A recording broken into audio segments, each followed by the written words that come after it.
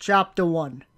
Today Gandalf visited me at the Hull House, at the Shire, and from what I could gather he was looking for someone to go somewhere with him. I'm taking it as that this adventure, as they called it, would be quite dangerous. Later on in the next day, Gandalf came over with a lot of unexpected visitors. I was so mad that I was redder than a cherry. They were discussing this adventure that I was sucked into. From the sounds of it, this adventure is not a calm vacation, but a death wish.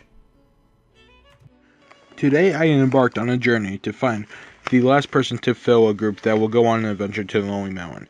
On my journey, I came across a hobbit named Bilbo Baggins. I had enticed him of the opportunity to be the final member of the group for the adventure, but he would not even consider it.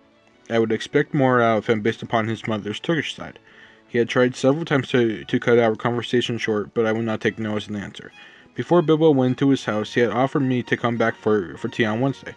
After he had gone to his house, I walked up to his door and engraved a significant symbol that symbolized the next meeting location. The next Wednesday, I had shown up at his house with a couple of the group members and discussed the overall plan with Thorin, and also gave him a map and a key to help along the trip. Bilbo, on the other hand, was still hesitant toward the idea of an adventure, but he will, in my opinion, commit to the trip. Me and all the other dwarves went and met at Bilbo's house today. This was the first time meeting the little guy, and so far I don't think he has it in him to go on the journey with us. However, Gandalf does, so I guess we shall see how things play out with that one. After an entire night of eating at Bilbo's, the plan was discussed and went over well. Everyone is in on the plan to go to the mountain and attempt to slay Smaug. Everyone knows it's not going to be easy, but I believe it's something that must be done. After today, I feel relatively good about everything. A fun night of eating and planning with everyone has left me very tired.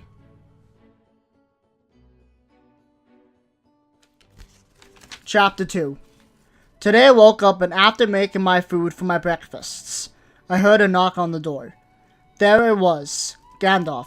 He was shocked to see me not getting ready. I asked him for what, and he said the start of the journey.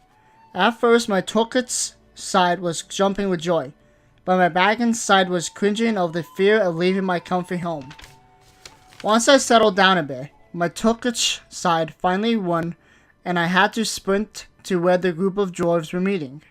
In the beginning, it was a good journey, but then it turned dangerous, when a group of us were nearly made into dwarf and hobbit stew.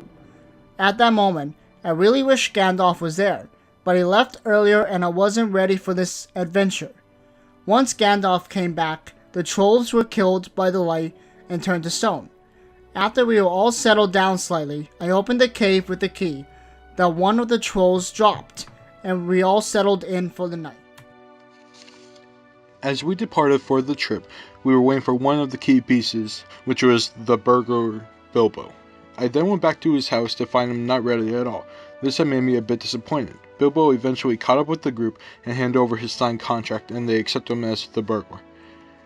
As the adventure started, Bilbo thought adventures were not as bad as he thought. When the group stopped to restock their supplies, they encountered 3 trolls and then were captured by the trolls. After the trolls were distracted by the dwarves, I snuck upon the trolls and turned them into stone. Bilbo continues to show his efforts in becoming a burglar. The dwarves and I left Bilbo's to begin our quest for greatness today. After some time at an inn, we set off on the main road to start the journey. It wasn't long until Bilbo showed up late with Gandalf. The little guy doesn't seem to fit in here. My opinion of him is not improving. Shortly after, Bilbo is captured by trolls after being sent to investigate. The rest of the dwarves and I go to see what's happening, and we're all captured by the ugly things. Scared as all can be, we're about to be cooked. Gandalf saved the day by throwing his voice, causing commotion between them all. None of us were harmed, but this is making me nervous about what the future may bring, as well as weary from a high-stress day. I hope things will go smoothly in the future.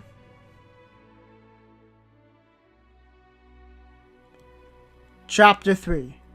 Nothing much happened today, besides us going to a home where Gandalf knows the elf who lives there. Thorin apparently had a map that Elrond was able to read, because the map had moon runes. We then made our way to Rivendell. Here we then met Elrond, the Elves Master, who offers the dwarves resources. Here he examines the swords found in the Troll's Cave. Elrond examines the map and can only read it with the help of moon runes. The elf god had mentioned that the swords were used in the Goblin Wars, and that the king was buried with a sword, and was questioning of how they were in front of them at this moment. Today we met with Elrond, the leader of the elves at Rivendell. It was a great day, and we all learned a lot about the weapons we found and things we should know for our journey. We all set out with the best mindset and hopes, as we had an amazing time with the elves. Thankfully, we met with them because they were able to clear some certain things up, mysteries such as the runes.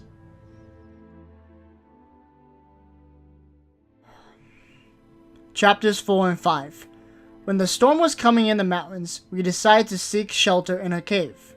This seemed like a good idea at the time, but it turned out not, since we were abducted by goblins. Hideous things they were. They made everybody slaves. One thing that did happen that helped me escape was I got a gold ring from one of the creatures, and the ring made me go invisible. When I made it out of the lair, I regrouped with my group in some woods. I knew we weren't in the clear yet, but at least for now I was tired, but somewhat safe. Overcoming the Misty Mountains was not an easy task. First we had encountered treacherous weather and stone giants. Then we had sent 2 dwarves to find dry shelter, but they had come back without checking the cave for dangers. When we arrived at the cave, the group was talking about what they were going to spend their share of the gold on. Bilbo had caught a glimpse of the goblins taking the ponies into the back of the cave. This to me shows that Bilbo has an eye for detail that is good for a burglar. We reached Misty Mountain with the help of Elrond and Gandalf's advice. Once getting there, we hunkered down in the cave and set up camp for the night. However, goblins came and captured us. Taking us to their leader, we were not in a good situation. It certainly did not help that we had famous weapons that are hated amongst the goblins. I'm angry, frustrated, and a little worried. I do believe we'll get out of this mess though, somehow, somewhat.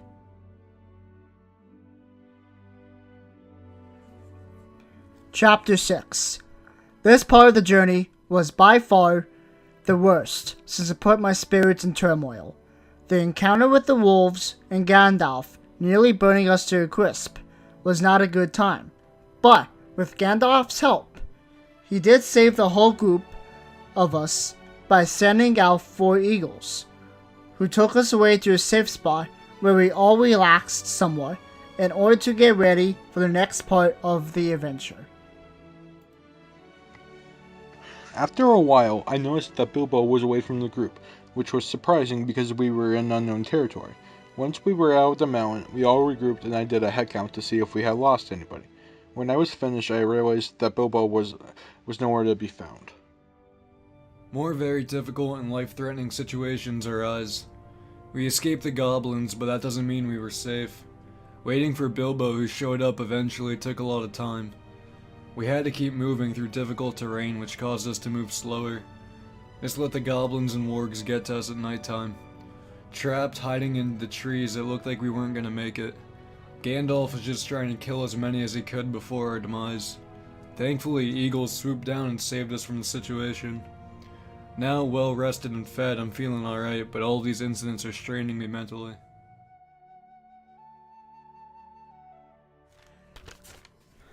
Chapter 7. With this part of the journey, we come to a very interesting conclusion for now. I have been writing all these diaries in the slight comfort of a home, where the man Gandalf knows, who is a shapeshifter. The whole group of us is very on edge though, since this person very nearly killed us when we were running to his house. But he is the nicest part of this journey, since he kindly gave us shelter before sending us off into the Mirkwood forest. As the men were arguing about what to do next, I was considering the places that Bilbo could be. As the group was wondering why he was brought along on the trip in the first place, I stepped in to say that he was my friend and I will do everything in my power to find him dead or alive. The one thing that was on everyone's mind was how he got out of the cave without even a scratch on him. I had known about the ring, but did not want to say anything for the sake of the group. We met Bjorn today. The man is a scary being, that's for sure. As the saying goes, the enemy of my enemy is my friend. We need someone who hates the goblins like us. We got food and ponies to take to the woods. Also, the best path for us to take through it. I'm feeling pretty good right now. Things seem to be getting better.